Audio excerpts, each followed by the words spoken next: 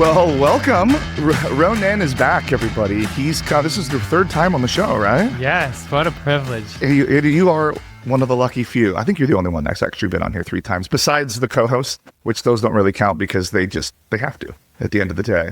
Oh. But this is kind of changing up the format. I'm trying to do more of these live and in person. We are in my home studio, which is also my home, so not just my studio.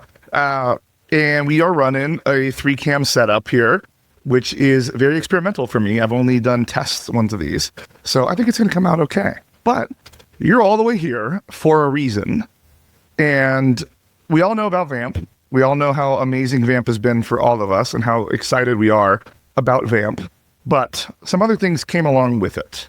So let's say a little bit about who you are, just for people that haven't watched the older episodes, talk a little bit about your company, and then let's dive right into what we should know, because it's going to affect us all on the merchant side. They thought it was going to affect acquirers. It's going to hit the merchants. So Definitely. Well, first of all, Jordan, thanks for having me again.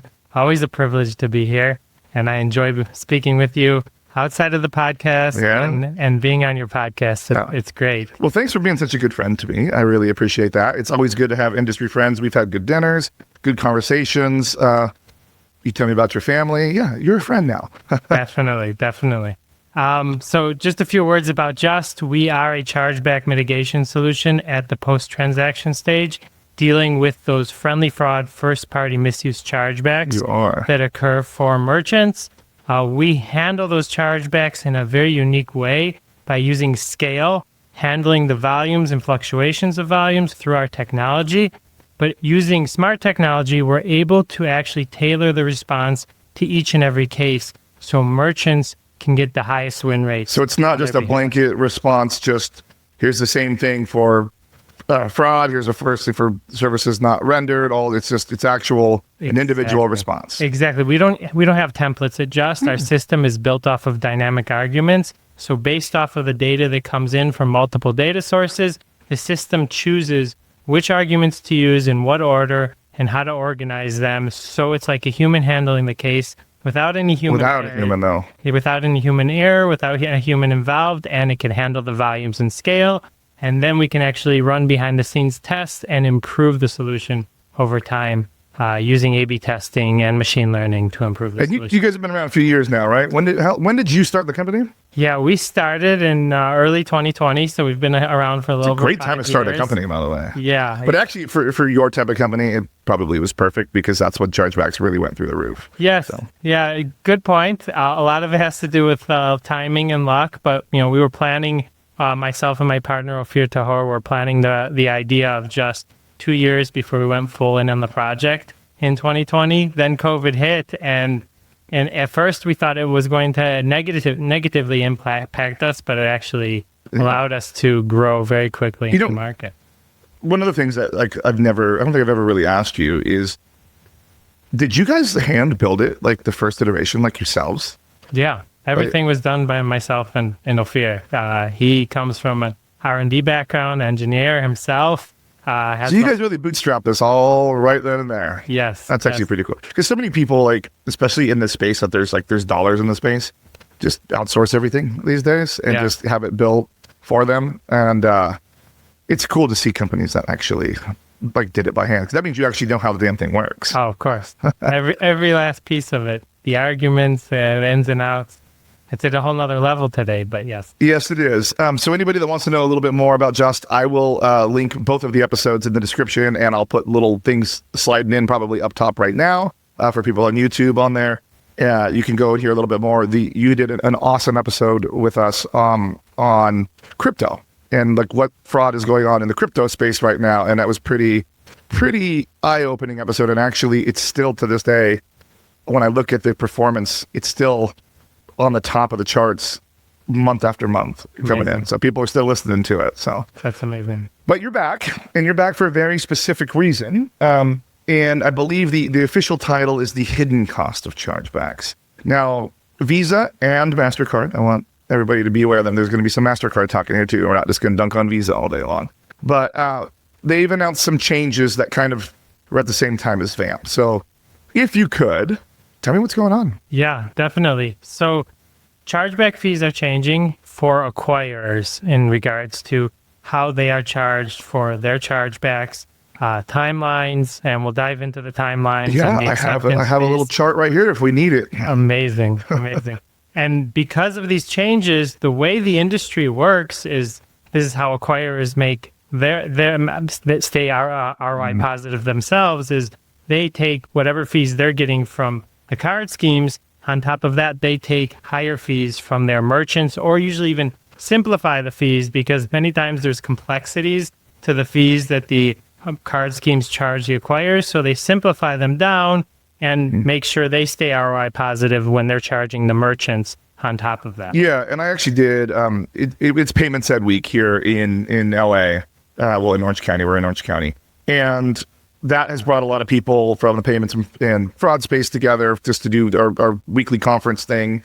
And I actually had a conversation yesterday with someone that wasn't as familiar with the payments piece of it. They're in the fraud space, and was kind of talking about the breakdown of the different types of fees, how there's interchange, how there's processing, and sometimes even refund fees now, and the dispute fees. Now, some of the less sophisticated merchants, typically they just pay like a flat fee, and they don't have to worry about all the breakdown of it. They just know they're paying 3%, 3.5%, and then chargeback fees are $15, $25. Now, more sophisticated merchants, we break apart those individual fees and we negotiate on each piece on those, all the way down to the fees for chargebacks. Now, historically, acquirers, for the most part, didn't have a lot of fees for these. Now, Visa is introducing those, and I feel that Visa did those to try and get a little more money out of the acquiring side. But acquirers were always just going to pass that along to the merchants. Now, one of the things that, like with my particular acquirer that I use on my day job, we have a contract already in place, so they can't really change the fees that they're charging me while we're in the contract piece. I'm sure that's going to be changing on the next contract, which we're actually in negotiations right now. But what they can change is things like timelines, and we're going to talk about that. So there's a little bit in there.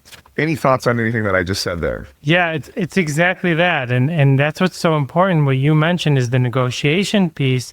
Is it's so key for merchants to understand what are the fees they're being charged today, and if they have room for negotiation. We see it with our larger merchants. They definitely are able to negotiate more when these fees are coming about and things are changing. So, and I feel bad for the small to medium merchants that like don't necessarily have the leverage to negotiate some of these things, and they're going to feel it, like it's just like when like the tariffs that everybody is saying it kind of could be like a tax on Americans.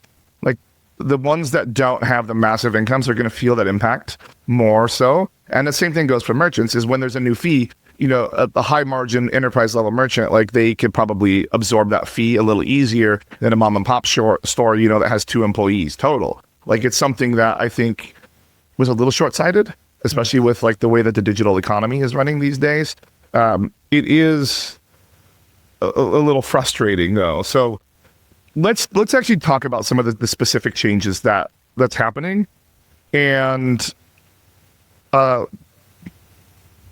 say our piece, shall we? Definitely. So as many of us know, on April 1st, Visa came out with the VAMP changes and the ratio changes.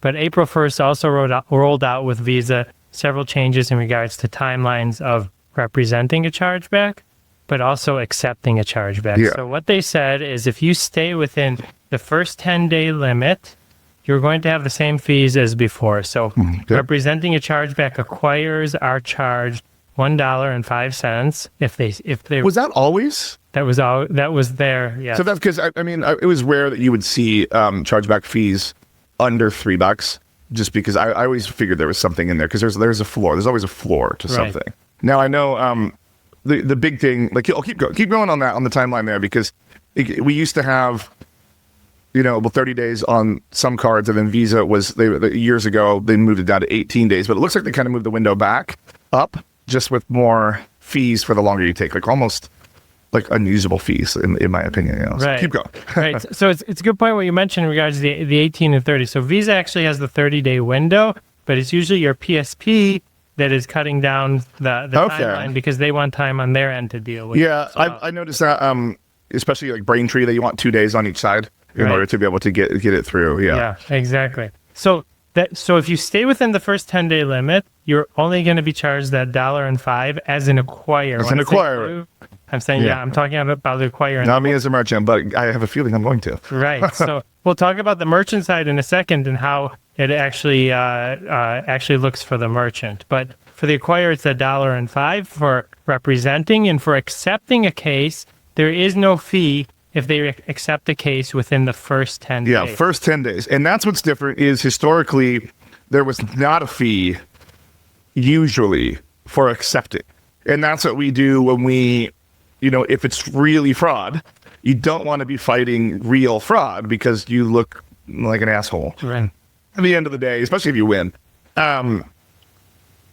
And there was no fee. So, my company, we accept a large chunk of because it's fraud, we don't have a lot of fraud. We're pretty good. Hopefully we would be. I mean, they're doing this line of work. But we do accept a large chunk of those because it's fraud. Fraud is going to happen. Right. And it's alarming to me that they're trying to make some extra money doing this. So keep going. Exactly. So what happens after the first 10 days is that they're saying that the fee will incrementally increase over time until the final due date.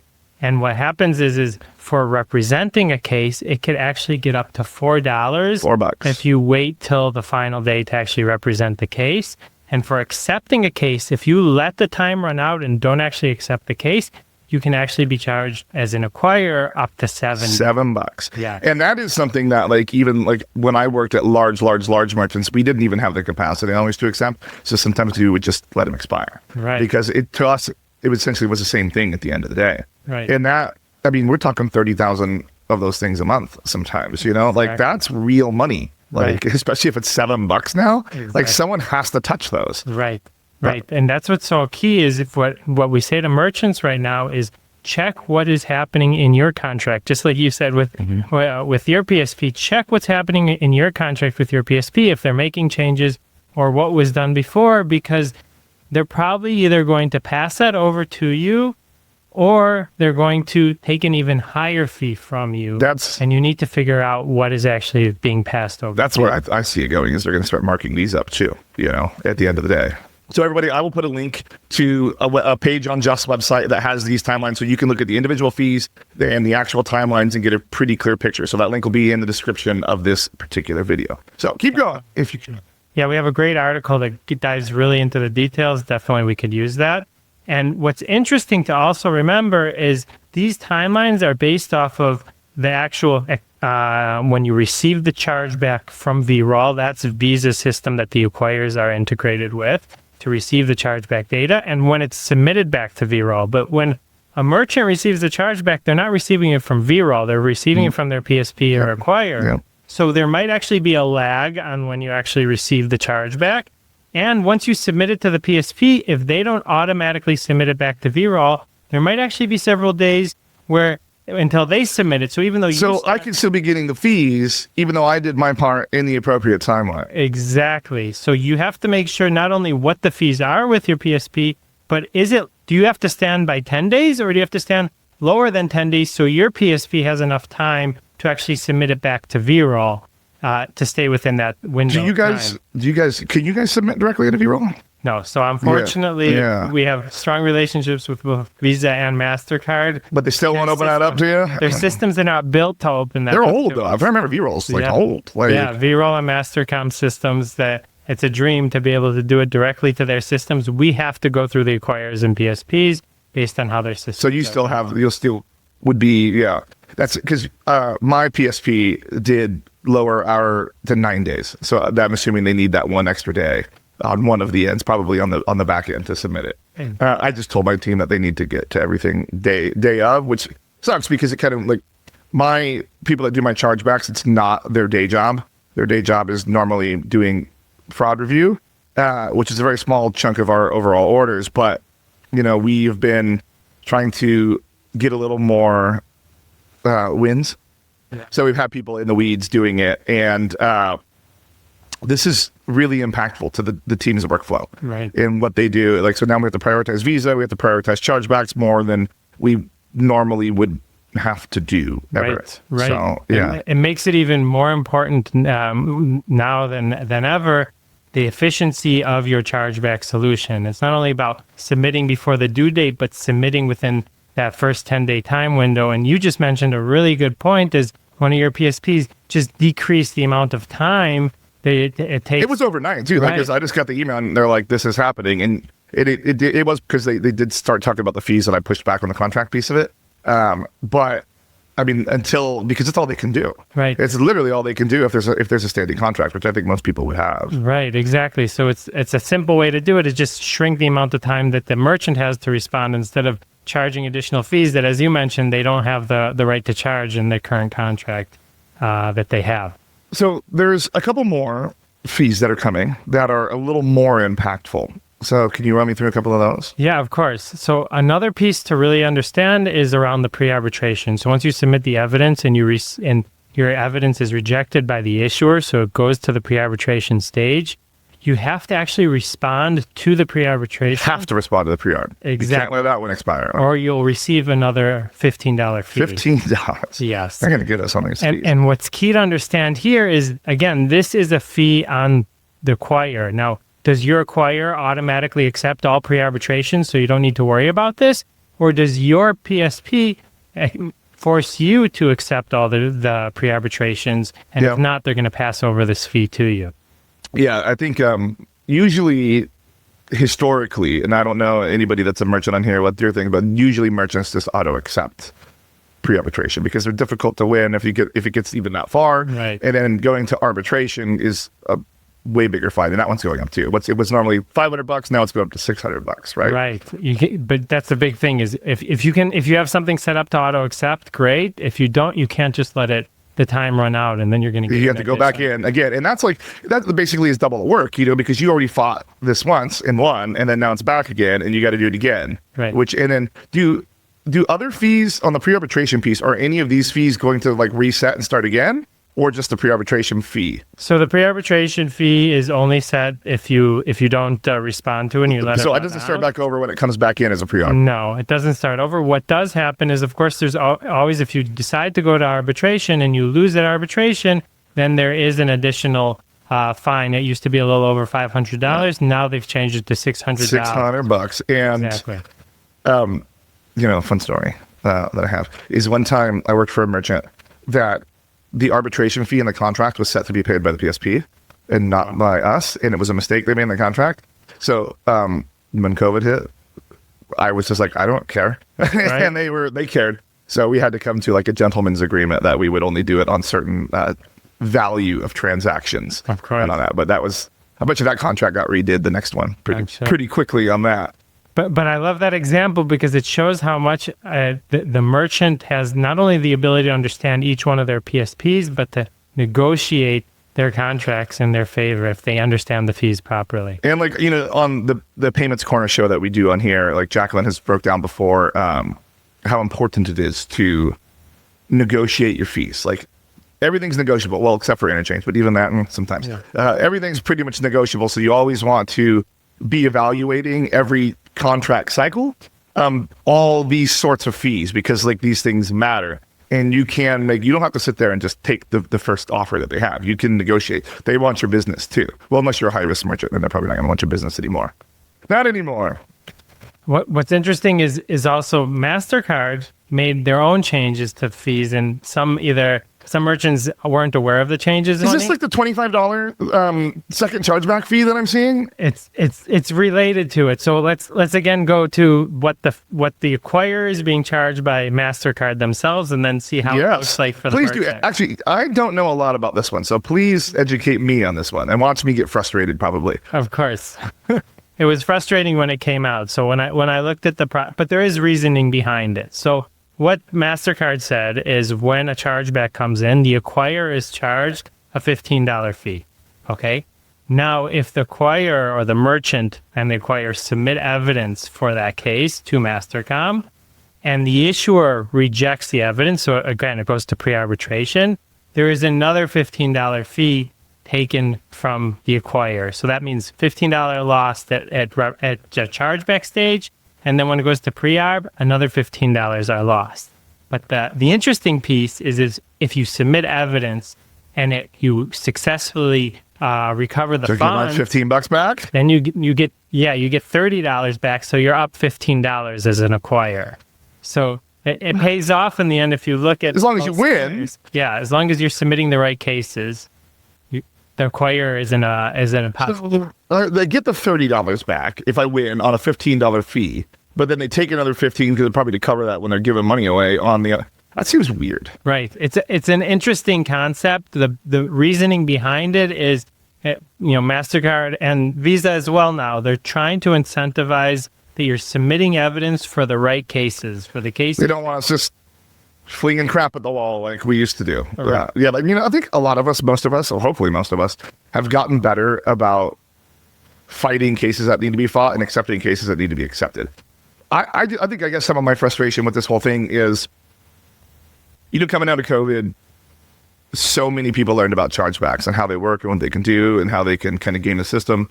I was just double checking some of the 2024, 2025 numbers on first party fraud, which, is up. So it's up 50% year over year, with LexisNexis saying that 36% of all fraud chargebacks are friendly fraud. Right. Now, that's usually what I see, I would say. However, Mastercard has their report out that if you look at specifically digital goods, 75% of all fraud is first-party fraud. So the card issuer actually knowingly participating in this transaction and then saying they didn't do it.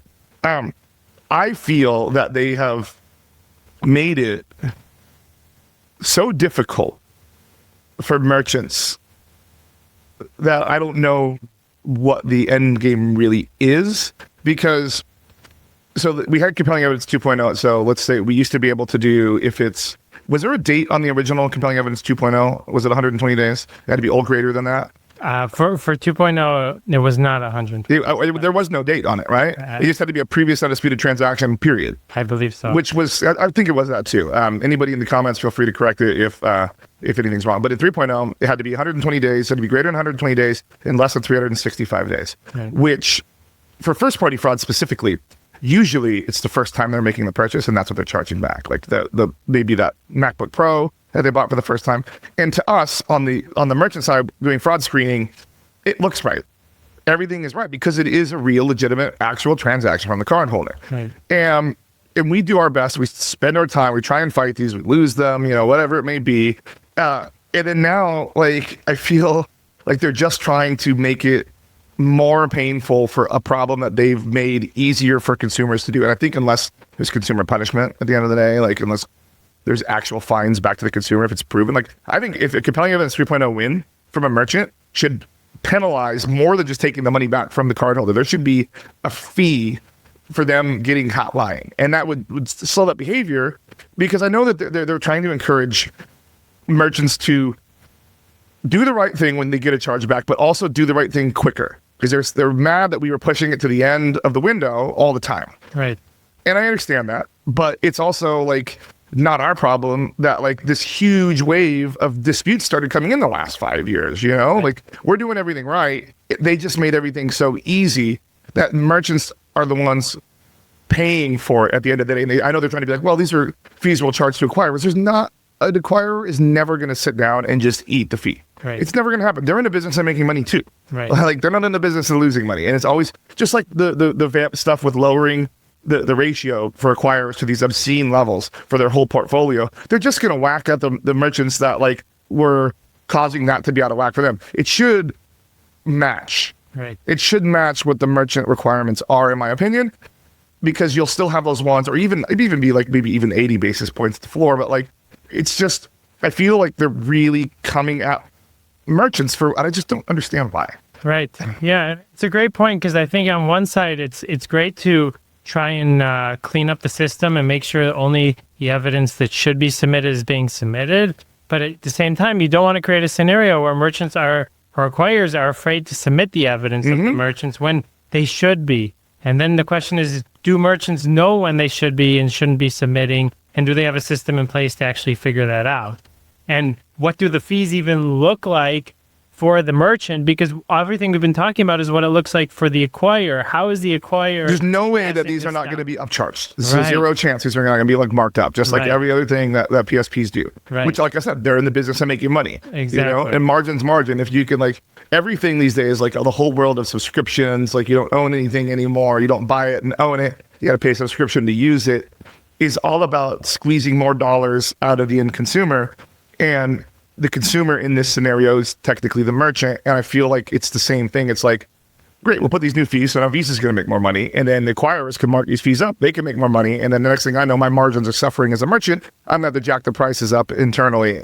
Then there's more competition because this one might have a different fee structure over here. Like Target, let's say, might have a different fee structure than Best Buy has. So they can change the prices. It's going to be, Right. it's going to be chaos. Yeah, I agree. And let's take the example of Stripe, because Stripe's been very public about their fee changes. And they're the first one to really go public and say, after these changes happened, they went and said, we're making changes on our end. So what did Stripe say? They said, you, of course, get your initial $15 fee when the chargeback comes in. But if you decide now on Stripe to submit evidence, then you receive an additional $15 fee. Just for the privilege of submitting evidence to try and keep your money. Exactly. So if it's a $30 t-shirt or even a $20 t-shirt, I should just automatically accept it because otherwise I'm losing money. So wait a minute. So what's the scenario is you submit the $15, you submit your evidence, you get another $15 fee. But if you win that case, then you get those $15. Well, because and that's on both Visa and Mastercard. Because it makes sense in the Mastercard thing you're saying, because that essentially makes that whole $30 thing. Right. Like, They simplified it across the board, across all card schemes. No matter what card scheme, when you submit... So then it doesn't really matter outside of the pre-arbitration because the fees, they could eat the fees and still be just fine making money. Right. So Stripe is a great example, and Stripe has done this many times before, is they simplify the fees for the merchant as opposed to what's happening behind the scenes and how they're being charged by the card schemes. But they're keeping themselves ROI positive, and they're making money off of the scenario. So even when with Mastercard, they're getting $30 back, and they're making they're up $15. The merchant's still down $15, right? Because the initial $15 they're not getting back; they're only getting the second $15 back. Do you think that's going to affect their portfolio of merchants that use Stripe? Do you think people are going to shop and drop more? So that's the thing is I mentioned, it's a great question because I mentioned that Stripe is being public about their changes. Now, if we look at other acquirers and PSPs, they're probably going to do something the same, similar. Just not saying it to the world. And it's just, then that's why it's so important for each merchant to actually go and speak to each one of their PSPs and ask, what are my fees for receiving a chargeback, for submitting evidence for a chargeback? If I lose the chargeback, is there additional fees? There could be fees when you pass 20-page limits, you can have additional fees. So understand all your fees around chargebacks with each one of your PSPs. And as we mentioned, know where you can negotiate. Because even with Stripe, even though they're being public about their new fee changes, we see with our larger merchants, there is room for negotiation there as well. Yeah, I mean, Stripe, they've always been involved in when we were looking at and evaluating our PSPs. Every contract cycle, we go through a whole RFP just to make sure that we are where we need to be for a merchant that our size. And Stripe, they very much can move around on fees on things if you give them the volume to do that. The page thing is an interesting thing too. I think that's overlooked a lot too. Like, I remember when I joined Ticketmaster, one of the first things I said was like, let's stop sending our entire terms of service on every chargeback. Because first of all, no one's going to be reading that on the issuer side, just the relevant passages. But 20 pages, like that's going to be more fees, which it seems like a lot of pages. How many pages do you guys send in an average packet? Yeah, so we never pass the 20-page limit. That's something important for us, for our merchants, is to understand the limits for our customers and to submit it according to the rules and regulations. A packet can range from several pages, 3 to 4 pages, up to the 20-page limit, depending how many screenshots you need and many explanations. Yeah, that makes sense. How complex the actual case is. Yeah, the big thing like so far that I've seen, just from the specific is just the shortened timelines from like my PSP. Like they shortened it pretty aggressively to 9 days, like I said, which is fine. I wasn't super excited about it when it started. So, but I got to adapt and move on. I think we've kind of covered why it's happening, but like let's touch on that again. Like, so why are they really doing this? Yeah, it's great. When I looked at the changes, it really looks like a way to incentivize the ecosystem, and mainly here it's the acquirers and the merchants, to close cases faster. Yeah. Really, with people, I mean, like I said earlier, like, you know, a lot of people are waiting to the end, but like, why do they care? Are they just trying to get it to their customers faster? Like to the end cardholder at the end of the day? Right. Like, yeah, I think that's a good point. I think for cardholders, it's a better customer experience if the case is closed. Many times as a cardholder, you receive a pending a credit, Yep. an initial credit that's pending, and they want to close cases faster. But also think about the fraud case scenario. Analyzing your chargeback data, and the card schemes do this, the issuers, the merchants can do this, acquirers.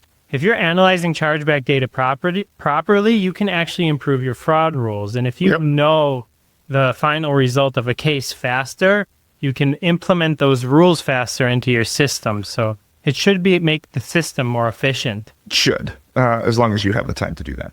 Yeah, like I said earlier, I think that, you know, it's just to really try and just get the merchants to necessarily fight less, accept more, you know, and get it back to the customers. I actually just opened a chargeback myself the other day, and it was Chase. It took a really long time for them to send me the letter to say that they're even giving me the provisional credit. I mean, I'm not like super mad about it because it's like on a credit card. But it took like, I think almost a week and a half before I got the thing that says, all right, we're investigating your case. And like, when I opened it, first of all, they made me call. Right. And it wasn't a fraud claim. It was it's a not as described claim. Yeah. They made me call, which I haven't had to do that in a long time. Right. And then once the case was opened, I was able to go and submit the evidence, like the photos and the bounce back email, because I tried to do the right thing. Everybody had tried to work it out with the merchant, but the merchant doesn't know how to do email. And it just, I was shocked at how long it took, because especially them, it being a Visa Infinite card, I was expecting it same day or even the next day, you know, next business day to have my credit, but they just gave it to me the other day. Exactly. Yeah. So it takes time until you get your provisional credit and closing it out that you can keep that initial credit. So really shortening the timelines will help the ecosystem be a cleaner system. But there's also that tendency we mentioned before to let timelines run out. So for example, there's a case you don't want to fight, so let the timeline run out. If you get to pre-arbitration, let the timeline run out. And having this in place incentivizes both the merchant and the acquirer to not do that, so that it can be shortened in a quicker way. But then it means there's more lift on the merchant and acquirer side. It is, and that's where like like I was saying, like when I was at a high volume merchant, you know, 30,000 of these things, and we had 24 people. Like they're not going to be able to touch everything and reply to everything. But, you know, it is the AI era. It really is. So, like, we have to kind of be leveraging those tools. We, my company now, like when the chargeback comes in, it hits a third-party service right now to basically tell me if I should or shouldn't fight it. And we get a little piece of data that says, like, what our, not necessarily what our likelihood is, but, like, it's a binary yes-no. And if we get a yes, it's fight it.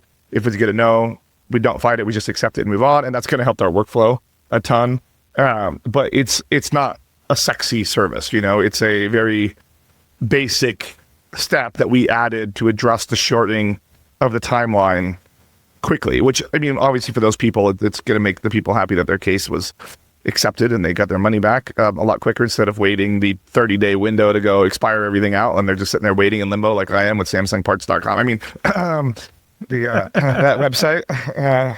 But you know, all of this to be said,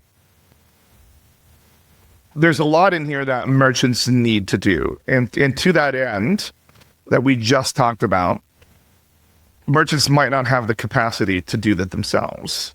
Right. So with all of these fee changes and all of these timeline changes and all of these things, what are you guys doing at Justt? Yeah, it's a great point, because I feel like the strategy around chargebacks changes now, and it's important to be aware of the new strategy. It's not about just highest win rate, it's about highest ROI in handling your chargebacks. So you need to understand your fees very well, and you need to understand when you should or shouldn't handle a case. And that's where smart decisioning comes into place. So that's the first piece that we've rolled out here at Justt is smart decisioning. And what that means is it takes into account the reason code, the issuer, the card scheme, the PSP, the data for that case. And we have a model that decides what is your chance of winning that specific case, how much that case is worth. So you already factored in all these fees and everything already in there. So the fees, because for each merchant, the fee can be different. Can I load my fees in on your guys' side? Exactly. So then you can load your fees into our system, and then our model takes into account your specific fees tailored for your scenario, and even the decisioning is tailored for your scenario to figure out, is this case worth fighting or not? And when it receives a result, it can either accept the cases that it shouldn't fight, or you provide that response to you, and you can make the decision if you want to accept it or not. And for the cases that we want to fight, and the system decides to fight, it will automatically fight the cases on your behalf, or provide that recommendation to you to see if you want to make. Can I set individual business logic rules around like amounts or product types and things like that? Exactly. So yeah, we already had basic rules before in regards to segments, what you want us to fight and what you don't want us to fight. And we can also tailor the model for different segments as well, because we see different win rates in different segments, different traffic sources. So we can take those pieces of data into account in the actual model. And because it's a model, it improves over time. Yeah, because you get the truth data, you get the win rate, you get the outcome data, you get all of that, right? Right. And the idea is to constantly increase the amount of cases we are fighting on behalf of the merchant in order to increase the ROI on the cases, but choosing the right cases to fight. Interesting. So that's the first piece. The second piece is what you talked about is the acceptance. And the acceptance is quite challenging in itself because it's a lot of manual work going into the system of each PSP and accepting those cases. So automatically accepting chargebacks is something we've already had, and now becomes even more relevant now. 100%. Because I could see like a lot of people before were like, nah, just let it expire, or I don't care, even though it was $1. Yeah, a lot of times, like, what's the point of touching something if you didn't need to touch it? Because like the old manufacturing thing is the more time you touch it, the more it costs, And the same thing is with chargebacks. The more time you have somebody go in and touch it, the more it costs, but labor or in whatever. It's probably going to cost more than $1 to have somebody go in there. Right. Like, especially if it takes them 10 minutes to log into the system, go find it and accept it, and you're paying somebody $30-$40 an hour to go do this. Well, I mean, that's what LA prices that we pay people. But like, that's going to cost more than the $1 to just let it expire before, Exactly. So now it's $7. Yeah. So now it's a little different, on there. Exactly. So you really need to know what your fees are, and should you be automatically accepting and providing, so your team doesn't need to go in and manually accept each and every case. And the final piece is the core of Justt, is actually handling your chargebacks in a smart way, not only just responding to cases at scale, but using smart technology to dynamically respond to each and every case. So you have a tailored response, so it increases your chance of winning those cases, so you don't have those additional So it's fees. not just a blank cover letter that you can tell is just copy pasted again and again and again and again 100 times today. Exactly. So you could get that tailored response, and because the system is built off of these dynamic arguments, we're running scenarios behind the scenes and testing them of where the weak spots are and improving the win rate over time. So both on the actual core solution of representing the cases as well as deciding what cases to represent, the idea is not just a solution that's running and what you see is what you get, but it's something that's improving over time. The more chargebacks that run through the system, the smarter the system becomes, and you get the network effect. Yeah. Because we have a large amount of merchants on our platform, the platform is built to learn across our so like for Chase issuing, they like these types of responses or the packets in these orders and all that sort of stuff, just because you see like some random fly-by-night neobank and you're never going to win the chargeback, so you should probably just accept that because we're going to spend all this time and it's not going to work. Right, exactly. So it's really important to understand when you should fight the cases and make sure you have the strongest evidence in order to win the cases that you deserve to win. So you guys have been doing this. It's been live since April. and you've been working on this and all these changes. Do you have any case studies yet that you can tell us about or anything yet? Yeah, I can share because, Can you say their name? No. Probably not. Most of the time, everybody, the companies don't like to say their name.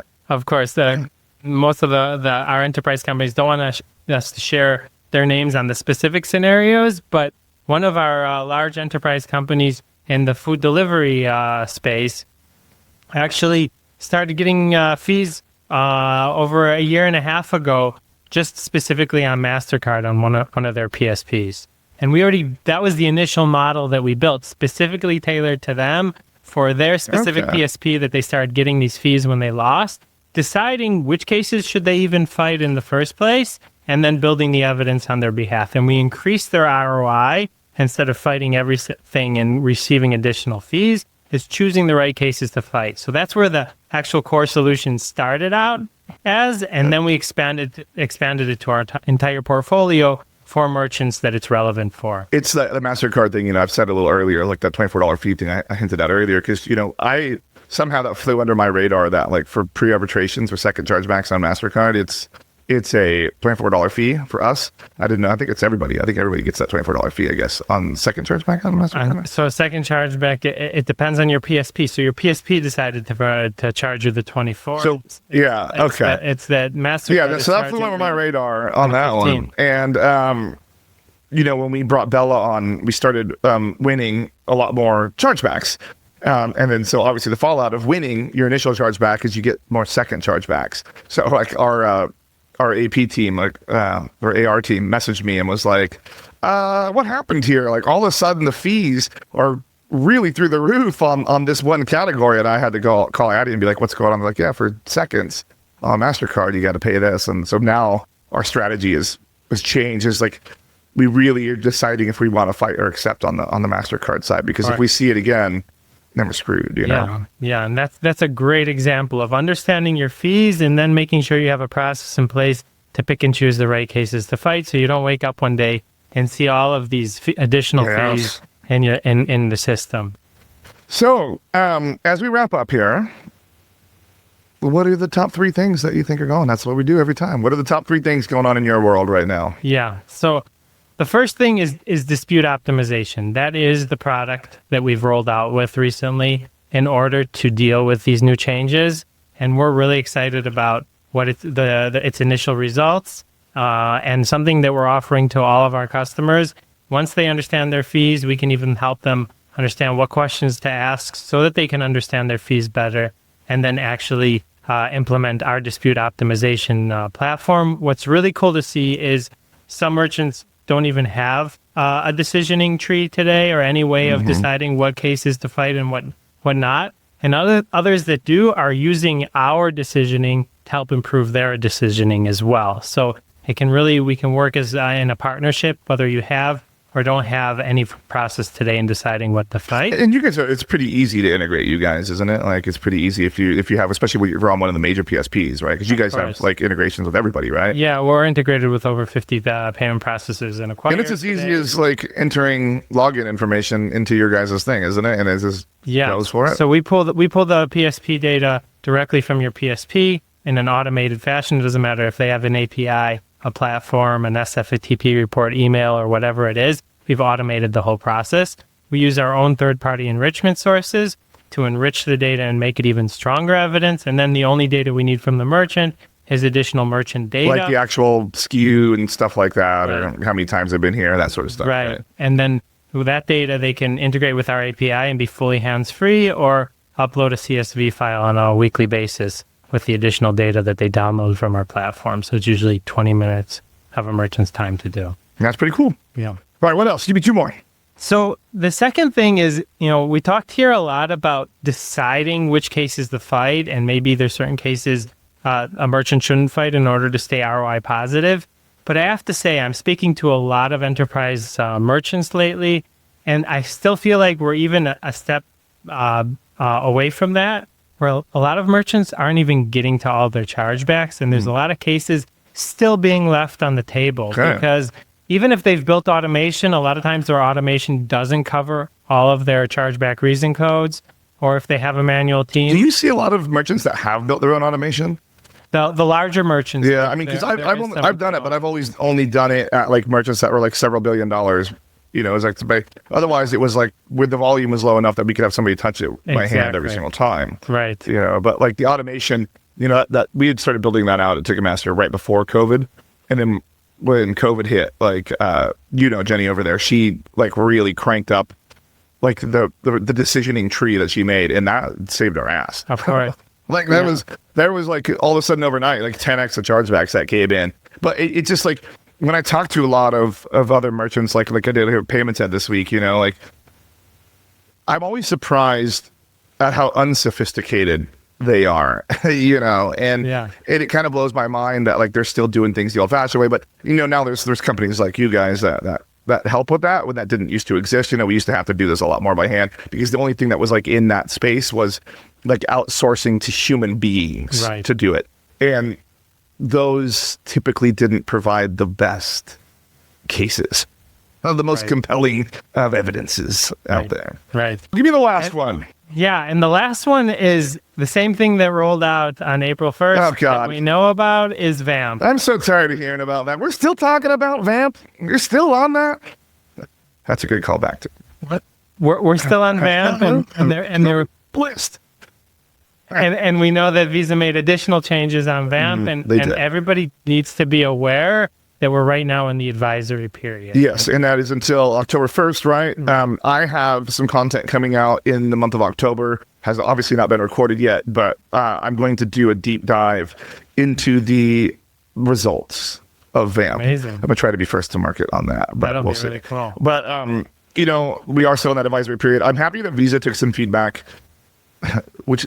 You know, if you do like the worst thing like 6 times and then you do one halfway nice thing, then people are like, oh, you know, at least they did that. They did the worst thing to us, and then they kind of backed off a little bit. They changed some of the numbers a little bit, and we all were like, oh, that was very nice of them to do that. But like the sky is still kind of falling a little bit. You know, I would say for me as a merchant, like it hasn't been really impactful, but I'm a high volume, low chargeback merchant. So for me, there was never going to really be any risk. It's those people that have the 50 plus basis points that were like, or pushing it to the limit. Those are the ones that are going to have it a little harder of a time with it. Especially the fees for like how quick you have to accept things and all that. Like there's a lot in there for the other ones. Now I was hoping that Visa was going to scrap it all together. There's still time, I think, for my hope, but it's looking less and less likely. Right. And the key thing there is during this advisory period is to figure out as a merchant, if you have a way to actually start monitoring your ratios, because you need access to your TC40s. You do. In order to monitor your ratios. Now, there is a little trick. Earlier this year, I did a webinar with Visa.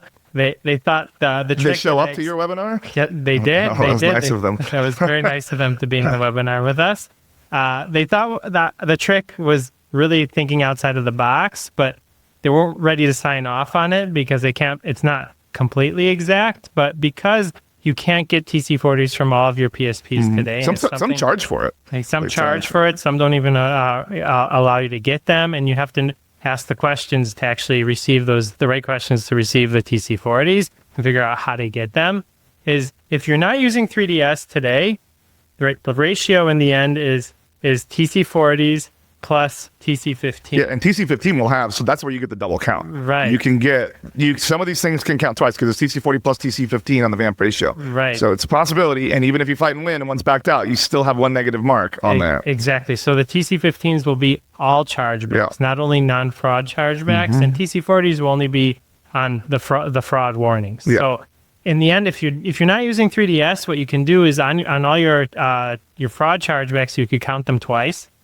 And then on your non-fraud chargebacks, count them once in the ratio. Now, it's not going to be 100% exact, but it'll be close to the number that in regards to your ratio. If you're using 3DS, though, because when you use 3DS, what happens is you still get the TC40, but you don't receive the chargeback. Yeah, so you won't see it. Exactly. That's why they always say you have to look at your TC40 data, because there's chargebacks in there that were 3D secure or some funky ones that you will not know you got a chargeback on. So you should always be ingesting your TC40 data and flagging and marking accounts and using it for your own internal models all the time. But get your TC40 data, everybody. Exactly. And if your PSP says they can't get you TC40 data, get a different PSP.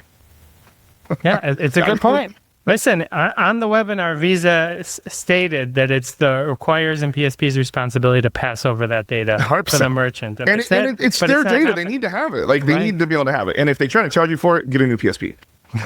I mean, they're charging for everything else. Like, the acquirers they're making plenty of money. They're going to be just fine. So ultimately, really take advantage of the advisory period right now. Try and figure out what your ratios are at and to see if you're below the limits. And if you are below the limits, then what you really should do is continue working off of handling your chargebacks. If you're coming close to the limits or have passed the limits, that's when other solutions may be relevant for you. For example, Verify, CDRN, RDR, or Order Insight. That's the thing, is like RDR is the big thing that they were trying to push. And I'm basically, like I was saying earlier, me as a low for chargeback, high volume merchant, RDR isn't really a good thing for me to do. I'd rather touch it and try and win instead of just rapidly accepting a dispute, because I'm not in chargeback trouble. Exactly. So, I mean, Exactly. I'm not in chargeback trouble on that. But, yeah. Well, this has been great. Thank you for coming by. Like I said, everybody, I'll put links to Justt in the description of this below. I'll put links to the chart, a similar chart to the one we're using here that has all the fees and all the date breakdowns. We'll even put your little ratio thing on there in the description on how people can calculate their TC40 plus TC15 divided by 2, multiplied by X, and then tripled. But Ronan Ben Ami, everybody. Thanks again, man. Thank you. This was great.